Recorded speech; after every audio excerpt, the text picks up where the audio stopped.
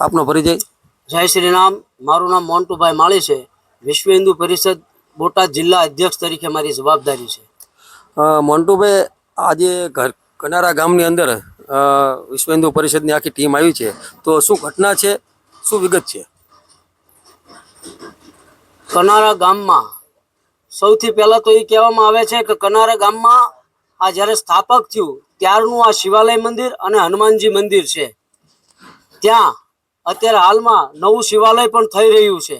જ્યારે ભાઈ ડાયાભાઈ બપોરના 12:30 વાગે અહીંથી નીકળ્યા ત્યારે વિધર્મી દ્વારા જે ચપ્પલ પહેરી અને ઉપર બેઠા હતા મંદિર ઉપર, ત્યારે ડાયાભાઈએ કીધું કે ભાઈ આ મંદિર છે, આમાં તમારે ન બેસાય ચપ્પલ પહેરીને. તો એને એવું કીધું, ધાક ધમકી આપવામાં આવીને એવું કીધું કે તમારીથી જ્યાં થાય કરી લેજો. અભદ્ર ભાષા પણ ઘણી વાપરી છે એને, અને ન કહેવાના શબ્દ કીધા છે. એટલે આ કનારા ગામમાં વાતાવરણ ડોળાય એવી પણ એને વાત કરી છે. ત્યારે ડાયાભાઈને મારી નાખવાની પણ ધમકી આપી છે. અને આ જે ગર્ભગૃહમાં બોર પાડ્યો છે, ભગવાન શિવાલયનું જ્યાં સ્થાપન થવાનું છે, ત્યાં મળમૂત્ર અને પેશાબ પાણી કરી અને આ બધું અપવિત્ર કરવા માગે છે. ત્યારે અમે રાણપુર પ્રોપર વિશ્વ હિન્દુ પરિષદને જ્યારે જાણ થઈ, વિશ્વ હિન્દુ પરિષદ રાણપુર વાળાએ અમને બોટાદ જાણ કરી. અમે અહીંયા આવ્યા, પ્રશાસનને મળ્યા. પ્રશાસને ઘણું કામગીરી સરસ કરી છે. અહીંના પીઆઈ સાહેબે તે પણ ઘણી કામગીરી કરી છે અને એને એરેસ્ટ કરી લીધો છે. ત્યારે આ કનારા ગામમાં એવી માંગ છે કે ફરી કોઈ પણ જગ્યાએ ક્યારેય કોઈ મંદિરમાં વિધર્મી દ્વારા આ કૃત્ય કરવામાં ન આવે અને હિન્દુ સમાજની લાગણી ન દુભાવવામાં આવે. એટલે કડકમાં કડક સજા કરે અને આ વિધર્મીને ફરી ક્યારેય કોઈ પણ જગ્યાએ આ ઘટના ન બને, એ જ અમારી આ કનારા ગ્રામની વિશ્વ હિન્દુ પરિષદની તેમજ અહીંના પૂજારી જે છે એમની પણ માંગ છે. જય.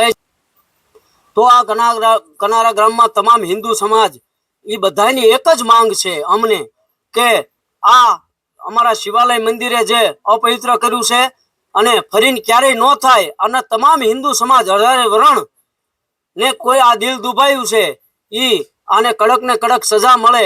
એટલે અમને આ સજા મળે એટલે અમને સંતોષ મળે. બસ એ જ માંગ છે અમારી. જય શ્રી રામ. પરિચય? જય શ્રી રામ. મારું નામ મયુરભાઈ ટમાલિયા, વિશ્વ હિન્દુ પરિષદ બજરંગ દળ સંયોજકની રાણપુરની જવાબદારી. મયુરભાઈ, કાલે જે આ કનારા ગામની અંદર જે બનાવ બન્યો છે, તે શું એની હકીકત છે, શું ઘટના છે, તેના વિશે આપ શું કહેશો? ઘટના એ રીતની છે કે ગઈકાલે બપોરે 12 વાગ્યાના આજુબાજુ ડાયાભાઈ કરીને વ્યક્તિ કનારા ગામના રહેવાસી છે. એટલે એમને જે વિધર્મીઓ દ્વારા અહીંયા વારંવાર જે કનારા ગામનું પવિત્ર હનુમાનજીનું મંદિર તથા શિવાલય છે, તેમજ એની સાથે નવું શિવાલય પણ બની રહ્યું છે, તો વારંવાર વિધર્મીઓ દ્વારા અહીંયા અવારનવાર મંદિરને ખંડિત કરવાનું તેમજ મંદિરને અપવિત્ર કરવાના કાર્યો કરવામાં આવી રહ્યા છે.